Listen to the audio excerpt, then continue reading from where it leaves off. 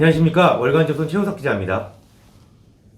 안녕하세요. 월간조선 정혜연입니다. 지난 시간에 최우석 기자와 함께 그 박근혜 대통령의 그 옥중 편지, 네. 진위 여부 진짜냐, 가짜냐, 가짜냐 뭐 알아봤고, 또 왜 박근혜 전 대통령이 수첩을 손에서 놓지 않았는지, 네. 또 누구의 영향을 받아서 이렇게 수첩 공주라는 약간 그런 얘기까지 나올 정도로 그 얘기에 대해서 한번 해봤습니다. 네. 오늘 이 시간에는 이제 최 기자가 입수한 그 박근혜 전 대통령이 메모한 10년 동안 자필로 쓴 노트에 어떤 내용이 담겨 있는지를 소개하는 시간을 갖도록 하겠습니다. 네. 지난번에 참 유익한 시간이었는데 아유, 감사합니다. 이번에 좀 더 자세하게 좀 네. 그 수첩 그 노트의 내용을 좀 전해주시죠. 예, 지난 시간에는 이제 박근혜 전 대통령이 왜 손에서 수첩을 놓지 않았느냐, 네. 왜 메모광이 됐느냐, 네. 요거를 짐작해 볼 수 있는 내용이 그 박근혜 전 대통령이 10년간 쓴 노트에 담겨 있었다. 그걸 예상해 볼 수 있는 내용이. 근데 그 외에도 뭐 노트가 10년 동안 썼으니까 얼마나 내용이 많겠습니까? 정말 많겠죠. 예, 그래서 그 이제 여러 가지 이제 글을 적었는데 그 중에 여러분께 좀 소개시켜 드리고 싶은 글을 좀 소개시켜 드리도록 하겠습니다. 네. 우선 뭐 가장 첫 번째가 박근혜 전 반대하는 분들은 아마 제 말에 네. 반대할 수도 있겠지만 박근혜 전 대통령은 금수저 아니겠습니까? 사실 금수저. 예, 왜냐면 그 아버지가 대통령이었기 때문에 네. 박근혜 전 대통령을 흑수저라고 할 수는 없습니다. 다만 박근혜 전 대통령은 대통령의 자식치고는 나름대로 아주 소박한 삶을 살았다고 저는 보고 있습니다. 저는.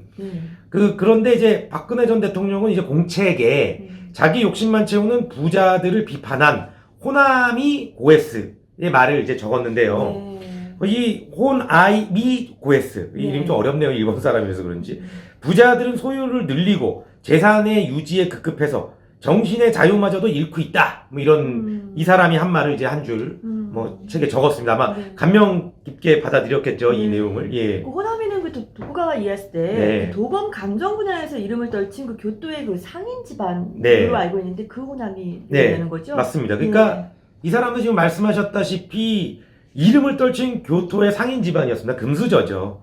근데 이 사람 집안이 그 호사스러운 생활을 하는 게 당연한 거 아니겠습니까? 네. 부자니까요. 금수저니까. 그럼에도 불구하고 그 욕망을 억누르고 아주 소박한 삶을 택했다고 합니다. 그러니까 예를 들어서 그 어머니, 이제 그 호남이 고에스의 어머니죠. 네. 그 어머니는 자손들이 웃으며 그 용돈을 줄 때마다 그거를 모아갖고 나가서 주민 이웃한테 이제 가난한 이웃한테 나눠줬다. 근데 혹시 이제 박근혜 전 대통령도 이런 삶을 살고 싶었던 게 아닌가? 뭐 그런 생각이 듭니다. 그래서 그 글을 좀 쓴 것이 아닌가? 네, 그렇게 되는 저는 거죠. 분석을 하고 있습니다. 그 노트에 보면은 그 우리나라 운동권, 네. 그 386세대 네. 겨냥한 글도 있다고 하던데 네. 뭐 어떤 건가요? 그게 인상 깊게 봤는데 이제 네. 박근혜 전 대통령이 프랑스에 유학을 하지 않았습니까? 그렇죠. 네, 프랑스에 다니엘 콩방디라고 있습니다. 소위 제2의 프랑스 혁명이라고 불리는 프랑스 68 혁명이죠. 5월 혁명이라고도 하는데 이 혁명을 이끈 학생 지도자죠. 네. 그러니까 학생 운동권의 대부라고 보면 됩니다. 학생 때 뭐 으쌰으쌰하는 예, 그러니까 지금으로 좀 비교하자면 뭐 네. 김부겸 의원님이나 뭐 임종석 전 비서실장님 뭐 이런 역할을 하는 사람으로 보이는데 뭐 김근태 전 의원님이나 근데 이제 당시 콩방디는 붉은 머리카락과 좌파적 성향 때문에 붉은 다니 하면 또 붉은 다니예요.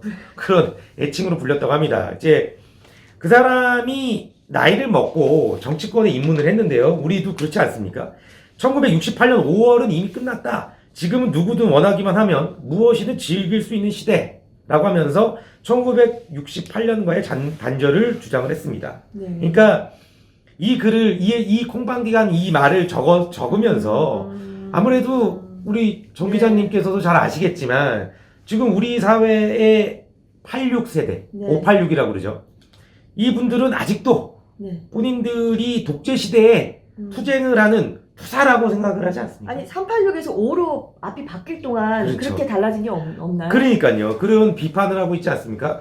이 지금 우리 사회를 바라보는 시선을 독재국가라고 바라보고 우리 사회를 바라보기 때문에 해답이 자꾸 틀린 겁니다. 그들이 내놓는 해답이. 근데 아마 이거를 박근혜 전 대통령이 1990년대에 썼으니까 굉장히 그때 예, 한창 이 소위 말해서 386이 거의 목소리가 클 때 그렇죠. 그러니까 아주 예, 아마 그 사람들을 보면서 이런 미래, 그 사람들은 절대 변하지 않을 것이다 라는 미래를 예상해서 이런 글을 적지 않은가. 뭐 그거는 제 생각입니다. 아, 예. 네.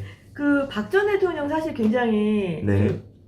어떻게 보면은 답답하다 그래야 될까? 그렇죠. 자기 절제가 굉장히 좀 이렇게 네. 과하다 싶을 정도로 이렇게 절제에 익숙했는데 네. 그와 관련된 얘기도 있다고 하던데요. 맞습니다. 이게 박근혜 전 대통령이 답답하리만큼 절제력이 있죠. 제가 이제 박근혜 전 대통령과 관련된 영상을 많이 찍는 이유는 지금 문재인 대통령 때문입니다.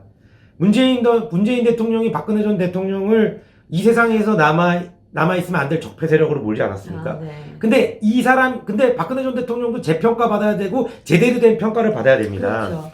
그러니까 이제 절제를 말씀하셨는데 하필 세월호 사고를 잠깐 말씀드리자면 세월호 사고가 난 날 네. 박근혜 전 대통령이 참다가 유일하게 하루 휴가를 낸 날이 란 말이죠. 네. 그때 그 사건이 터져서 네. 결국에 그때 휴가를 낸 것도 잘못인 겁니다. 네. 자꾸 이제 모든 책임을 지게 되고 네. 그 세월호 사건이 어찌 보면 큰 기폭제와 계기가 돼서 탄핵까지 가게 되는데 연결이 됐죠. 예, 그런데 이 코로나19도 나중에 다 이렇게 한번 살펴봐야 됩니다. 왜 네. 이렇게 우리나라 사람들이 죽어야 되는지. 네. 뭐 어쨌든 그 얘긴 그 얘기고 박근혜 전 대통령이 이제 공책에 네.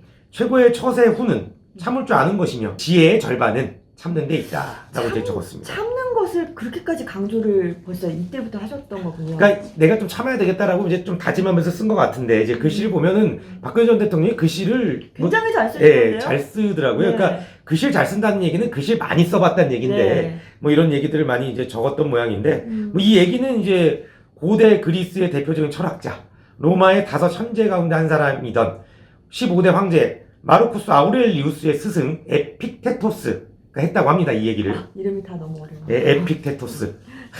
근데 이제 이 사람이 노예였다고 합니다. 노예였는데 뭐 어느 일에도 이제 화를 내지 않고 나중에 철학자가 됐죠. 뭐 화를 내지 않고 뭐 그런 일화가 있는데 이제 주인이 얘가 언제까지 화를 내지 않나 하고 막 이렇게 다리를 비틀어 봤는데 네. 다리 비틀다가 부러졌다는 거예요. 아유. 그런데도 이제 화를 안 내고 웃었다고 하던데 네. 그리고 이제 에픽테토스의 이름은 모릅니다. 이 에픽테토스라는 뜻은 노예라는 뜻이니까 야 노예야 이렇게 부른 걸 뭐 여기선 에픽테토스도 이렇게 불렀던 모양이죠. 뭐 네. 그래서 이름이 된 모양인데 네. 어찌 됐든 예. 박 전 대통령이 굉장히 절제하는 것, 네. 상을 인자 이런 데에 굉장히 그렇죠. 지대한 관심이 있었다는 것을 알 수 있는 대목 같습니다. 네. 사실 어쨌거나 박 전 대통령이 이제 정치권에 입문하기 전에 네. 쓴 노트인데 네, 그렇죠. 혹시 뭐 롤모델이랄까요? 그런 거 네. 혹시 엿보이는 구석이 있나요? 그러니까 제가 입수한 그 공책만을 보면 제 나라의 명재상이 관중이한 정치를 좀 배우고 그래서- 싶었던 게 아닌가 뭐 그런 생각이 듭니다. 이게 뭐냐면 이제 관중이 이제 사람들 국민들의 얘기에 굉장히 귀를 기울이는 사람이었다고 평가를 받습니다. 네. 이제 중국의 대표적인 역사가 사마천 이 관중에 대해 평가하기를 흡사 물이 낮은 곳으로 흐르듯이 끝없이 민심의 의향에 쫓아 처리한다. 이것이 관중의 정치였다. 예, 뭐 이게 혹시 민심의 의향을 쫓아 네. 굉장히 의미 있는 대목이네요. 맞습니다. 이게 사실 이제 국민 목소리를 듣는 자세에 네. 대해서는 지금 감옥에 있지만 박근혜 전 대통령이 정말 그거에 대해서 큰 평가를 받았습니다. 왜냐하면 이 박근혜 전 대통령은 모든 행사에 네. 민원비서관을 네. 민원비서관이나 민원비서관실 직원을 빠짐없이 데리고 네. 갔습니다. 네. 왜냐하면 거기서 이제 어디 뭐 간담회 같은 거 하면은 국민들이 제안을 하지 않습니까? 네. 민원을 네. 요청하고 그런 걸 다 적어서 다 들어줬던 거죠. 음. 예전에 박근혜 전 대통령의 어머니인 유경수 전 여사께서 네. 그 어려운 국민들이 편지를 써서 이제 보내면 손수 하나하나 답장을 써서 보내줬다는 거 아닙니까? 예. 그리고 뭐 해외 순방할 때도 민원 비서관이 늘 동행하면서 뭐 그런 민원도 해결해주고 이제 소위 말해서 국민들의 목소리에 네. 귀를 기울이려고 애썼던 거죠. 지금 문재인 대통령이 그 취임 일성이 뭐라고 그랬냐면 언제든지 퇴근하면서 어디 뭐 막걸 뭐 술집에서 소주 한 잔이라도 먹을 수 있는 대통령이 되겠다고 했는데 네. 문재인 대통령은 국민들과 소주 먹을 때도 아니지만 네. 외국에 나가서도 혼자 밥을 드시고 네. 와이프 네. 부인과 김정숙 여사. 만 일정을 같이 소화하고 네. 좀 다른 것 같습니다. 이거는 역사가 평가해 줄 거라고 저는 생각을 합니다. 예. 네. 그 박 전 대통령이 쓴 자필로 쓴 노트에 어떤 내용이 들어있는지에 대해서 한번 살펴봤습니다. 그 3월 17일 날 발간한 월간조선 40주년 기념호 네. 그 특별호에 보면은 기사가 좀 더 자세히 실려 있습니다. 네. 저희가 이제 구독자 10,000명 돌파하고 네. 이제 많은 애청자분들이 생기고 있는데요. 감사합니다. 우리 월간조선하고 또 저희 월간조선 인터넷 매체인 월간조선 뉴스룸 네. 그리고 월간조선 TV에도 좀 많은 격려 부탁드립니다. 저희가 사실 전문 방송인이 아니기 때문에 좀 많이 어색하죠. 어설프고. 미숙함이 많다는 점을 저희가 충분히 알고 있습니다만 여러분들 댓글도 하나하나 빼놓지 않고 다 보고 네. 있습니다. 많은 격려 부탁드립니다. 네, 오늘 시간 여기서 마치겠습니다. 감사합니다. 네.